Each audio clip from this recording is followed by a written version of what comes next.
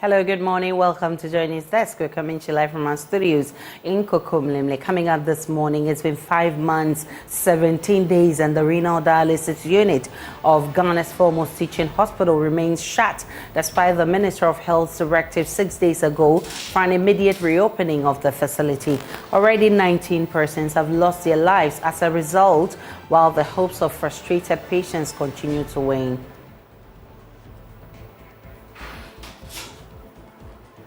Also, the Ghana Water Company has been forced to shut down water supply operations in parts of Accra West, Adan, as it grapples with deteriorating water turbidity and equipment failure. We'll hear from the company as it experiments with chemicals to resume operations.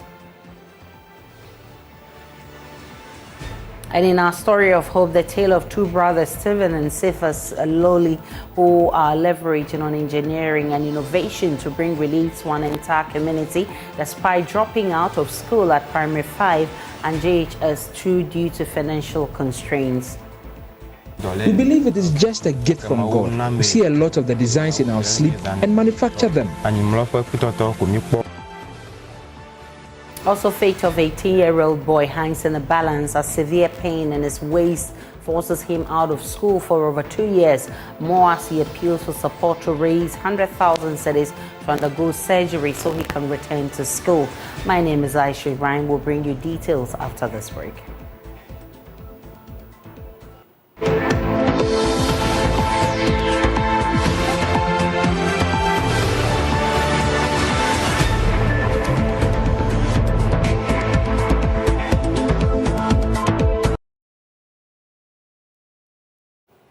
It's been 6 days since the announcement of a directive by the PRO of the Ministry of Health communicating the sector minister's directive to management of the Korle-Bu teaching hospital to immediately reopen the renal dialysis unit of the hospital. The facility has been shut for the past 5 months, 17 days, over a 4 million cedis debt.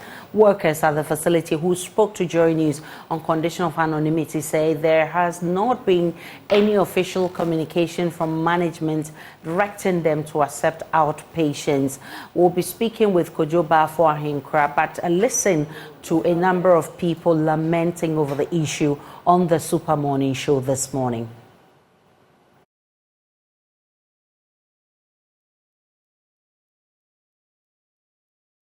Right, I've been joined by KorleBu. He's the president of the Renal Patients Association. For more, grateful for your time, sir.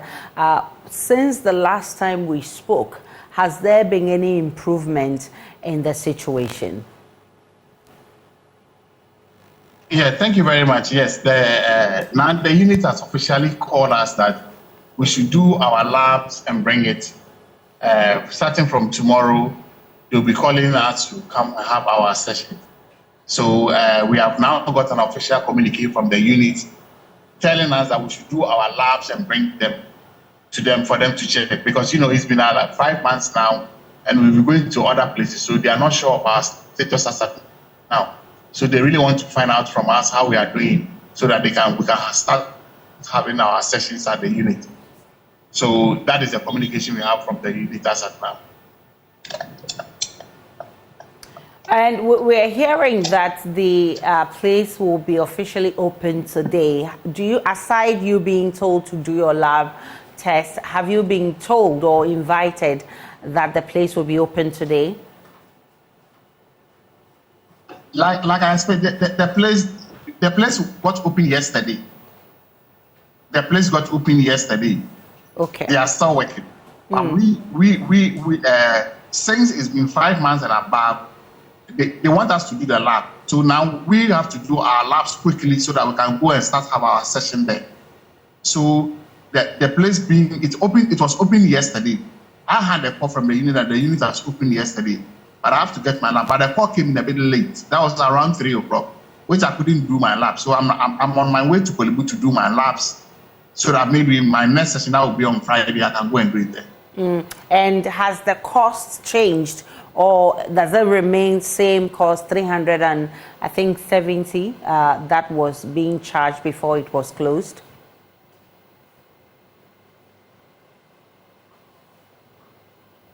Hello, Mr. Ahenkra.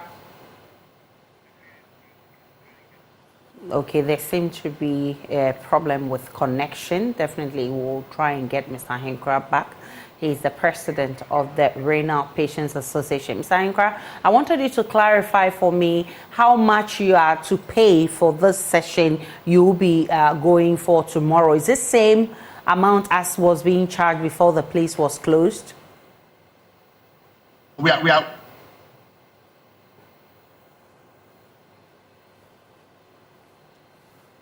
All right, so we'll try and get Mr. Ahenkra back to tell us about this cost.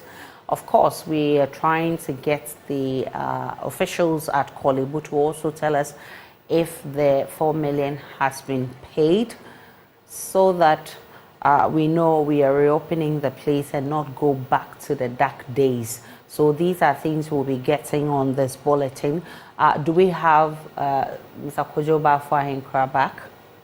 All right, so as and when we get him, we'll bring you that interview. He is the president of the Renal Patients Association, and he's been telling us about how his members are coping with the situation. Well, good news, he says he's been called for them to come back for the sessions, but they've been asked to do some lab tests. Let's see how that goes. We are still monitoring, and we'll be bringing you all the updates. To other stories, the Ghana Water Company has been compelled to cease water supply operations in parts of Accra West, Korle-Bu, and Adan due to escalating water turbidity issues. Residents have endured days without a drop of water flowing through their pipes. Stanley Mate, the Public Relations Officer of the Ghana Water Company Limited, explains that turbidity of the water has surged to an extent where treatment is unfeasible primarily due to the spillage from the Akosombo Dam. Consequently, the company was forced to shut down the pumps in the affected areas. Stanley Mate has joined us via Zoom with more on this. Mr. Mate, I'm grateful for your time.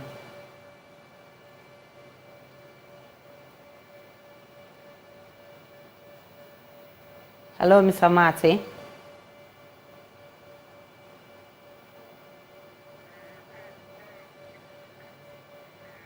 All right, we'll get Mr. Mate also back on the on Zoom. There seem to be issues with connectivity. We'll get him back to speak to the issues.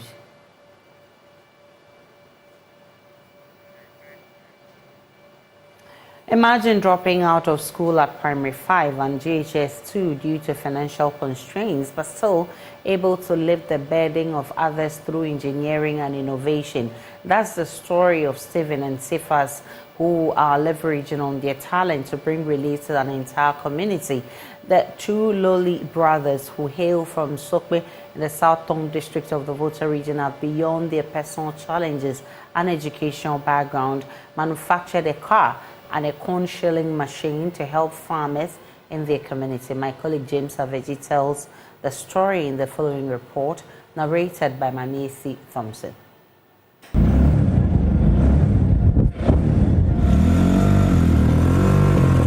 Gear, 5 gear CLM. Back. First one front. Second one, this car has 5 gears, just like the cars that you are used to. The only difference is that the reverse gear lever is separate. Maybe I reverse a shifty back. Maybe I forward a shifty gear. Gear system. Cephas and Stephen, two brothers who have decided to put their creative skills to work, described to me how they built their own car. The highest level of education is primary 5 and JHS 2. The perception is one will require a higher level of education to invent. However, this is not the case for these brothers. Their inspiration is fed by their deep passion to create. Stephen, the eldest of 5 siblings, dropped out of school at primary 5 and took to fishing to help his 4 younger siblings. But that help wasn't enough to see Cephas through junior high school, compelling him to also drop out in 2017.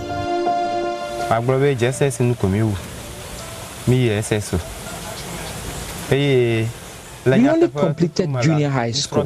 We didn't serve as apprentices under any master. We believe it is just a gift from God. We see a lot of the designs in our sleep and manufacture them.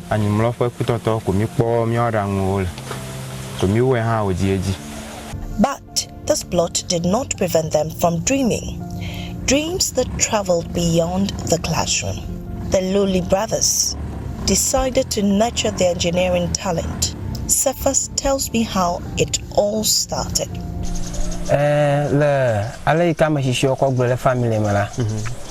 We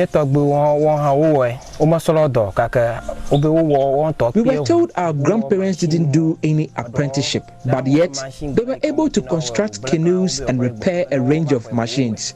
So we also took after them. We just play around with our thoughts and they manifest into something useful.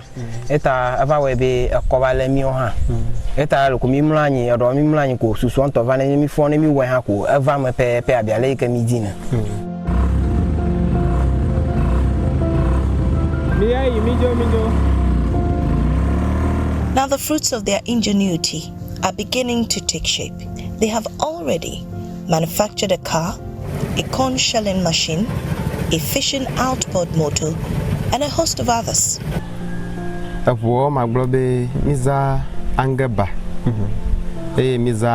rod. Play motor intinano. Chemical manufacturer. Okay. We used angle bars, iron rods, and some motor spare parts to manufacture the car. It uses a 1.75 horsepower engine. It was a sport engine we bought from some spare parts dealers and repaired it. Convert. Go away. Let me play. Engine engine ball. Oh, I see. Old engine. Let me play. Fit out describe dealers. Oh, okay. Stephen says his car has already undergone a second remodification, improving on an earlier model. The first one, if we want to keep me work with wheelbarrow tire, yeah, my global and yet a reverse him. Kaka, nemi te paro imbe mi atroe. Because we find difficult. The first car we manufactured had wheelbarrow tires. It also did not have reverse gear, making it difficult to navigate. So we decided to fix a reverse gear and change the tires into car tires. You reverse, I do go, I try you forward.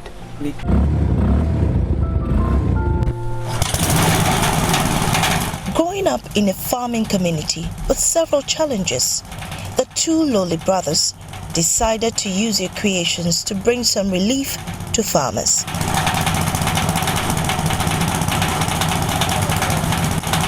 They've also created a corn shelling machine, but how does it work? Stephen explains. There is engine there. You start the engine first. If you start the engine, the engine starts working. You open this place. After open this place, you fill some of the corn and pour it here.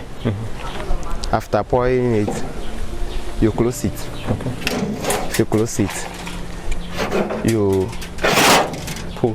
Yeah, you pull this thing, the cover like this. Okay. The corn will drop. Close it back again. After that, you start seeing the corn coming into the in the bowl, like this. In 17 minutes, the machine is able to shell 1.5 bags of corn, an innovation the farmers are enthused about.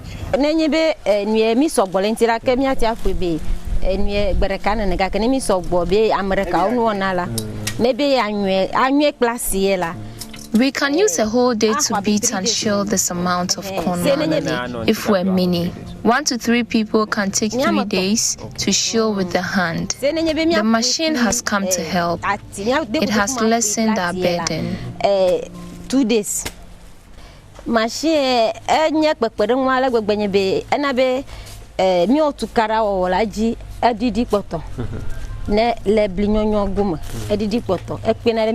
A lot. The two say their focus is to improve their machines and produce them on a large scale to help others. Okay, mi wakpona neviande. Kafi yako wonke. Mi otaroji nyebenka. Mi awo avu. Fulfilling our dream is delaying because we don't have financial support. We did these ones from our own little savings. Our goal is to manufacture stronger cars that can convey food from the hard-to-reach villages to town. We are appealing to anyone who wants to support us with equipment, cash or anything to promote our work. That's all we are asking for. Help from anyone to enable us improve society. One piece so. Till help comes, Cephas and Stephen will continue to do their best to improve the lives of the community in which they live. James Aveji's report for JoyNews.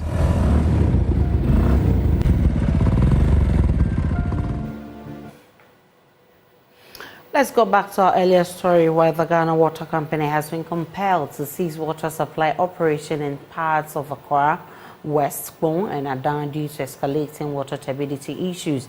Residents have endured days without a drop of water flowing through their pipes. Stanley Mate is a public relations officer of the Ghana Water Company. He explains that turbidity of the water has set to an extent where treatment is unfeasible, primarily due to the spillage from the Akosombo Dam. Consequently, the company was forced to shut down the pumps in the affected areas. I've been joined by Stanley Mate. I'm grateful for your time, Mr. Mate. What's the current situation as far as water turbidity in Accra West and the more areas are concerned? Thank you very much, Aisha, for having me. As of this morning, turbidity levels are still high. So we haven't started treatment as I speak. But we are still monitoring on hourly basis so that anytime the level goes down and within treatable ranges, we will start production immediately. This morning, we've had discussions with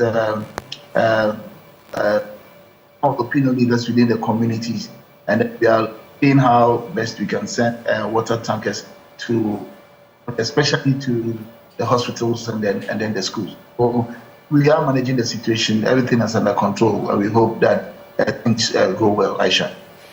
Now, many parts of Accra still don't have water flowing in their taps. Has there been any improvement with the water plant, which you explain is causing this problem? Yes. Today we are done working on the pumps, but we are going on the motors. But we are going to fix them today, and we hope that by tonight or latest by tomorrow morning, we should be able to finish mounting the pumps and then the motor, and then production can start immediately.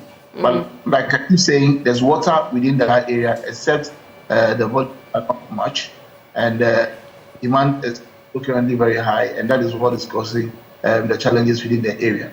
We are working to ensure that everything is normalized within the shortest possible time. When exactly are these people likely to get their taps flowing again? Taps are flowing, but are flowing low pressures. Not all the taps, Stanley. My taps are still not flowing. Aisha, pardon us for the situation that you and others are going through, but rest assured, we are working seriously to ensure that the water situation normalizes. So as I speak, I'm on my way to Weja. We're going there with our minister, and then to see to some other thing that is going on there, and to ensure that there's some improvement in the system, Aisha. So latest by tomorrow, you say, we'll have some water? Like I keep saying, barring any technical challenges, we should be able to by close of day tomorrow. But like I said, with equipment, even this morning, we're expecting that would have been ahead of time, but something else happened, and that is why we have had to sort to our target of Wednesday. So let's see what happens. But I want everybody to rest assured that we are not relenting on us at all. We are working seriously hard to ensure that the situation normalizes. Stanley Mate, I'm grateful for your time this morning. He's a PRO, Ghana Water Company Limited. We can now go back to our earlier story on dialysis and speak with the president of the Renal Patients Association, who has joined us again. Earlier, I wanted you to clarify for me that as you go back to the hospital, are you being charged the same amount that you used to pay, or you've been given new charges? All right, so the line dropped again. Mr. Henkra is off again, but yes, of course, we'll be bringing you all the details because we are closely monitoring what happens at the KorleBu Teaching Hospital. We are told that the unit has been opened, and Mr. Henkra has testified to that. He said they'll be going back there. We have our eyes on, we'll be monitoring. Mr. Henkra, just one last thing before I leave you. I wanted you to clarify for me that as you go back to the renal unit, are you paying new charges or you paying the old amounts that you used to pay? We are paying the old that we used to pay, that is the 380. Yes. Right. Thank you so much, Mr. Henkra, for your time. We'll definitely be monitoring how things go at the KorleBu Teaching Hospital and bring our viewers the updates. Now, it's been almost 2 years since 18-year-old Godfred Edu stepped foot in the classroom. A severe pain in his waist is impeding his mobility. This is because his two hips are wearing out as a result of sickle cell condition. Godfred currently moves about bended over his knees at 90 degrees. He does this with both hands clutched to his two knees like an aged man. His father says a total of 100,000 is needed for his son to undergo surgery. MF Atiamweli visited Godfred in the Central region and now reports. We're in the heart of Isioko, a hamlet in the Isikuma Odobin Brakwa district of the Central region. Godfred is seated on a wooden bench in front of his father's hut. His yellowish eyes are evident of the anguish his body is enduring. In the same eyes, I see an anxiety for him to be relieved of the excruciating pain which has held him bound and far from his dreams of an enthusiastic teenager who just wants to be in school with his peers. I'm Godfred. I'm 18 years old. I'm sick. I can't walk. How better could I tell his story if I don't appreciate his pain? So, with great difficulty, Godfred struggles to get off the bench on which we sat together to demonstrate how he moves about.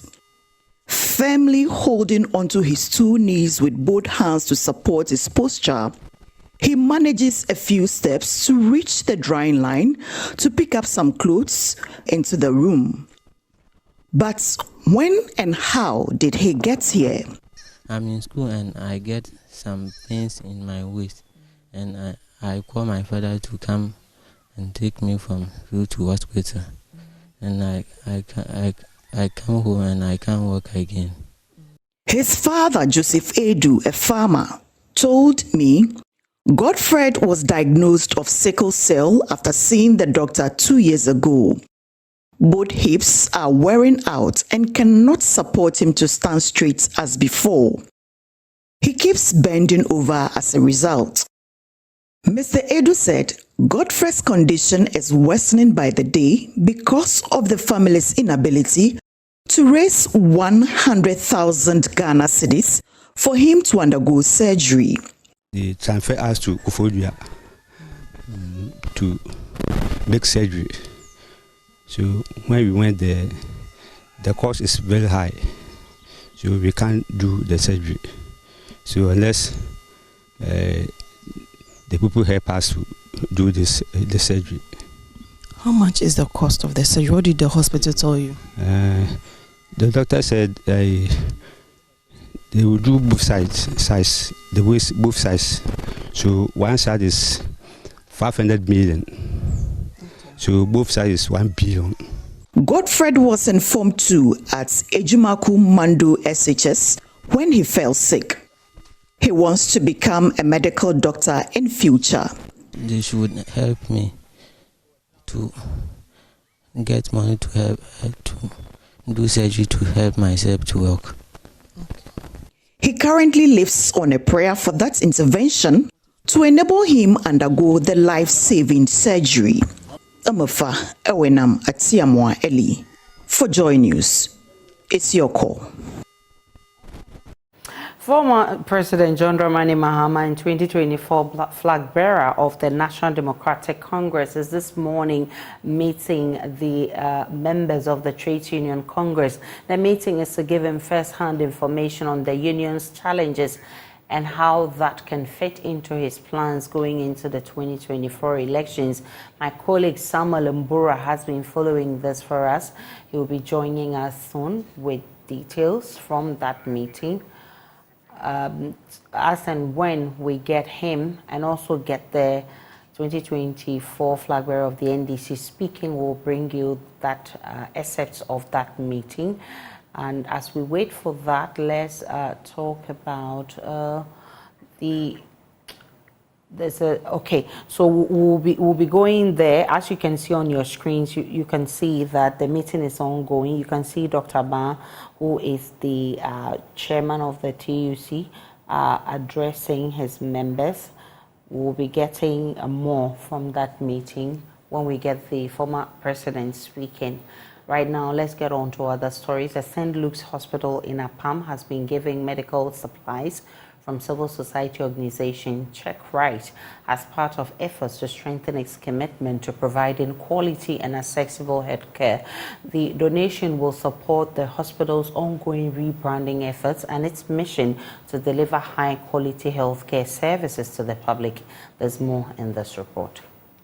The St. Luke's Hospital has encountered a multitude of challenges, and the contributions from organizations like Check Right play a pivotal role in helping the hospital overcome these obstacles and provide exceptional care. Speaking on behalf of Check Right, Ochami Kwejua Brantier called upon other organizations to join hands in supporting healthcare facilities such as St. Luke's Hospital to enhance delivery of high-quality healthcare services. What we normally do is we do a lot of initiatives for people and all the indigenous of various communities. And one of it that we just recently did was safeguarding liver and then empowering lives. We did vaccination and free screening of hepatitis for the indigenes of Mumford and its environs. And it came to our notice that St. Luke's Catholic Hospital, Apam, it's doing a rebranding of their hospital, and then we deemed it necessary to bring these special beds to them so that it will aid people that are incapacitated to also benefit from this project that we are embarking on. I will urge the hospital to take very good care of these beds. We don't want to go and then by the time that we return, you'll be seeing them not in good shape. Our maintenance culture is very bad, but I think this one will be different from that of what we've been seeing around. Nurse manager of the hospital, Theodora Boniabe, says the gesture from Check Right means a lot to the hospital's rebranding exercise. As a hospital, we don't even have a toilet facility for our clients who come here. We used to have one, KVIP, but it's demolished because the way it was, we couldn't allow our client to use it. So we have demolished it, and we need assistance to be able to build a modern one so that they can use it when they come here. And then because of our proximity to the sea, in fact, our gadgets, in no time they will break down. So we try every time to maintain them so that at least we can use them for some time before we discard them. We have a need, especially with our OPD, because the OPD, when it rains, it's terrible. So that is the major project that we have for the rebranding of the hospital. But since we have other needs, we are also expecting our donors or whoever is willing to help us with other gadgets that will help us give quality and standardized care to our clients. So we are very grateful for this delivery beds that you brought to us. It will serve a very good purpose for especially our pregnant mothers. The hospital management also wants some support to enable the hospital manage its facilities because of the facility's closeness to the sea. Teaching and learning at Ewisa Municipal Assembly Basic School in the Winchi municipality of the Bono region is seriously threatened by the lack of furniture. Pupils of the school say the situation is negatively affecting academic work since pupils who do not have access to the limited dual desk sit and write on the floor. They have therefore called on well-meaning Ghanaians to assist their school and others in the area with furniture to aid effective teaching and learning. Bono regional correspondent Nestor Kafuyajuma sent the following report. Ewisa MA Basic School has a population of over 500 pupils, but only 70 dual desks are available. Due to the inadequacy of furniture in the school, most of the pupils sometimes sit on mats during lesson hours. This has made academic work less effective. However, Christ Apostolic Child Development Center, a local non-profit organization in Ewisa with support from Compassion International, has provided 200 pieces of school furniture for the school. Headmaster of the school, Benjamin Nketia, and a pupil, Ophelia Amenyo, share their experiences. When the furniture was not there, some of the students sit on the floor and write their notes. So now we get the furniture. I would thank Compassion of Ghana for bringing us this furniture. It will help us to study and learn more. Before the arrival of these chairs, a school with a population of around 520 were using only 70 desks, and it was hindering teaching and learning. But with these chairs that we are going to get, I believe and hope that it's going to help the pupils sit comfortably within their classrooms, and as such, learning is going to take place. We thank the donors very much for what they've done for us. The project director of Christ Apostolic Child Development Center, Collins Ejepon, said they are committed to enhancing quality education in the Wenchi municipality. We have built a 10-seater WC toilet in the year 2021 for the Ewisa Methodist Primary School at a cost of 87,700 Ghana cedis with withholding tax inclusive. We have built a hand washing facility for the same school. We have drilled a mechanized borehole at a cost of 82,000 Ghana cedis, inclusive of withholding tax, to help reduce the challenges the community has with water. We did so in the year 2023. We extended the water to the Methodist school to provide safe drinking water for the pupils in the school and promote hygiene. Today, we are donating 200 sets of Dua, monodesk, KG tables and chairs, teachers' tables and chairs, worth 48,800 Ghana cedis, with tax inclusive, to the government schools as part of our efforts to enhance the academic well-being of the children in the community. The Wenchi Municipal Public Relations Officer for the Ghana Education Service, David Bafo, appealed to other organizations to help augment the furniture deficit in the municipality. One of the challenges we face as a directorate is inadequate furniture. Today that they have been able to donate 280 furniture, comprising that of KG, teachers' tables and chairs, the directorate, we have had a respite. Because when we go to Ewisa, where they are donating the furniture, as said by one of the head teachers, 70 dual desks, serving about 300 people, was a challenge. And we were praying that someday we'll get a help. And today, this is the day the Lord has made. We are so much grateful. And we believe that this will come to mitigate the challenge we're facing. We want to use this opportunity to thank Compassion Ghana and also extend our tentacles to other philanthropists to come to our aid by providing furniture and other infrastructure to boost teaching and learning in the municipality. Nestor Kafuyajuma reporting.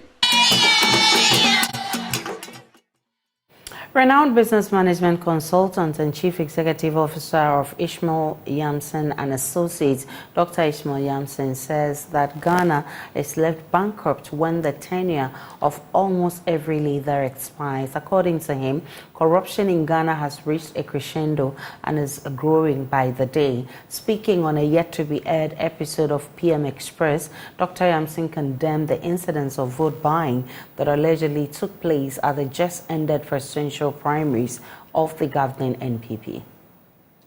Every leader in this country, by the time he leaves office, Ghana is bankrupt, and because the leader has been very corrupt.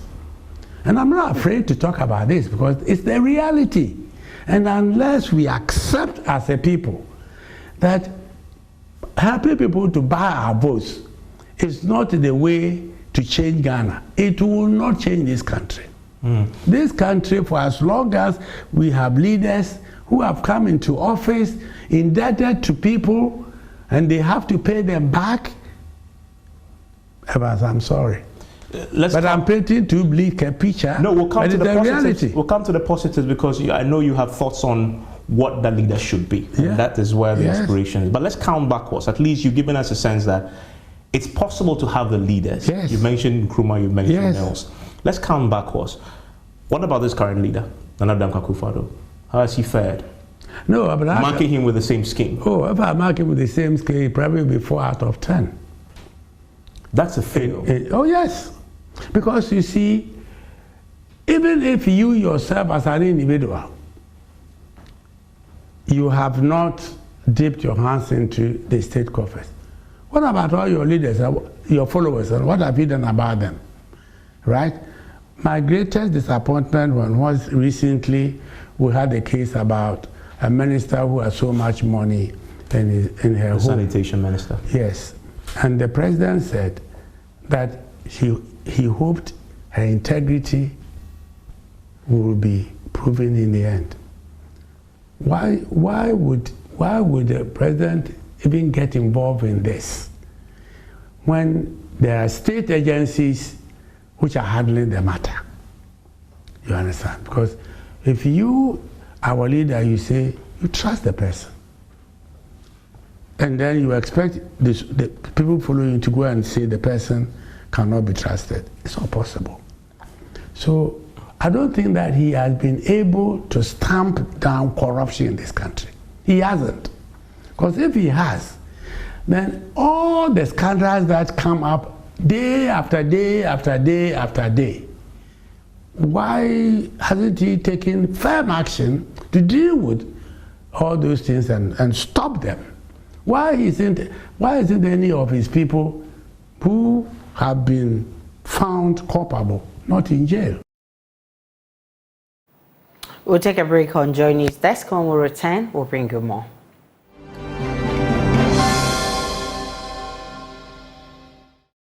Hi, good morning. Welcome to Business. My name is Darrell Kwao. The moderator of the Presbyterian Church of Ghana, Reverend Professor Joseph Obriyeboah-Manteh, has called for the inclusion of entrepreneurship in tertiary education curricula. According to Professor Manteh, a conscious effort is required through the educational system to instill the habit of creating decent businesses after completion of school. This, he believes, will be key to reducing the high unemployment and dependency rate in the country. He spoke at the 17th congregation of the Presbyterian University of Ghana. Founded in 2003, the Presbyterian University Ghana boasts of 5 campuses and a wide range of tailored undergraduate, graduate, as well as short courses to develop students for the job market. On the occasion of the 17th congregation of the institution, the moderator of the Presbyterian Church of Ghana, Reverend Professor Joseph Obriyeboah-Manteh, explained the need for the inclusion of entrepreneurship in the curriculum of tertiary institutions. Education is supposed to open your minds so that you yourself can take care of yourself and the society. And so it really beats my imagination that people will go through universities and will not learn about entrepreneurship, how to provide jobs. So I keep recommending, and I want to say it again, that all universities should have entrepreneurship as part of their general courses that they teach, so that nobody will leave a university now going to somebody, how do I start a job? They should know how to start a job. It is so important to my heart. Otherwise, why should government, why should churches, why should you all put so much money into universities for young people then to become a burden? Universities must learn that we are in a new generation now. He further commended government for its efforts towards science, technology, and math. The educational system curriculum is emphasizing STEM, S-T-E-M, science, technology, engineering, and mathematics. And I seriously want to commend the Minister of Education for bringing this great innovation to this country. And I really pray that it will really proceed very, very well, because it's a good thing, and I want the whole country to embrace it, notwithstanding whichever government is in power. But there's one thing that I have always been trying to champion. So it has to do with morality. So I wish that the STEM will be S-T-E-M-M, science, technology, engineering, mathematics, and morality. So that it will not just be STEM, but STEM is important, because life is such that the highest form of education you can get is moral education. The 17th graduation of the Presbyterian University Ghana saw a total of 557 students graduate in various fields of study, including business administration, law, nursing, mathematics, international development, amongst others.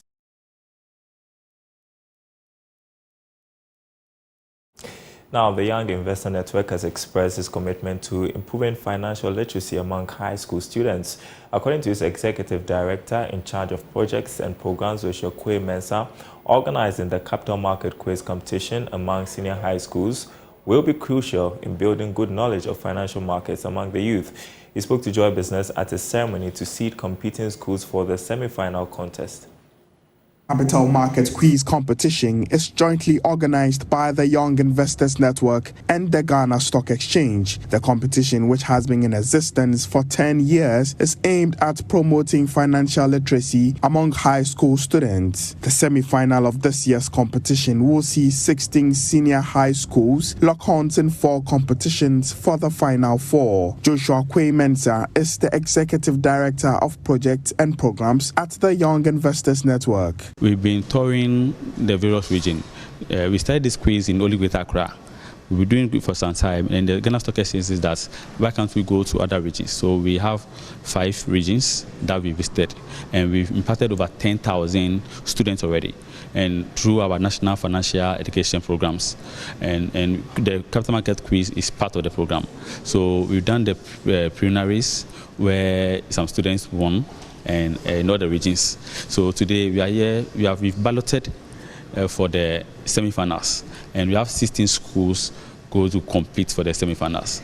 And you can see for yourself, you are able to ballot, and in December we are going to do the semi-finals and the finals. He explains the impact of the competition. This particular quiz is there to support the nation, raising generational or financial literacy. And these young guys are doing very well. What I witness in the various regions, it gives me hope that in the years to come, we are going to have a lot of financial literacy. We have a target to impact 5 million youth in Ghana in the next 10 years. We are going to do that. And this is one of our flagship programs. With the help of the Ghana Stock Exchange, the Securities and Exchange Commission, the team from Young Investors Network.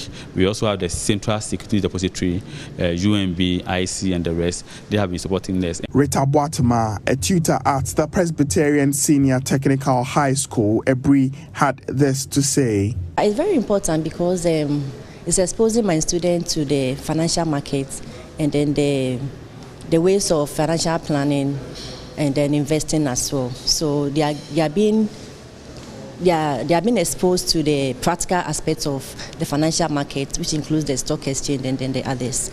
So they are finding the real life experience from the teachings and then the topics they've been studying purposely for the quiz. The semi-final contest will take place on December 5th and 6th, 2023.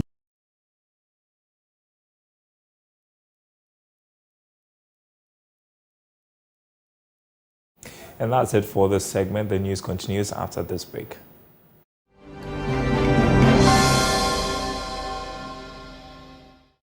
As I wrap up JoyNews Desk this morning, as I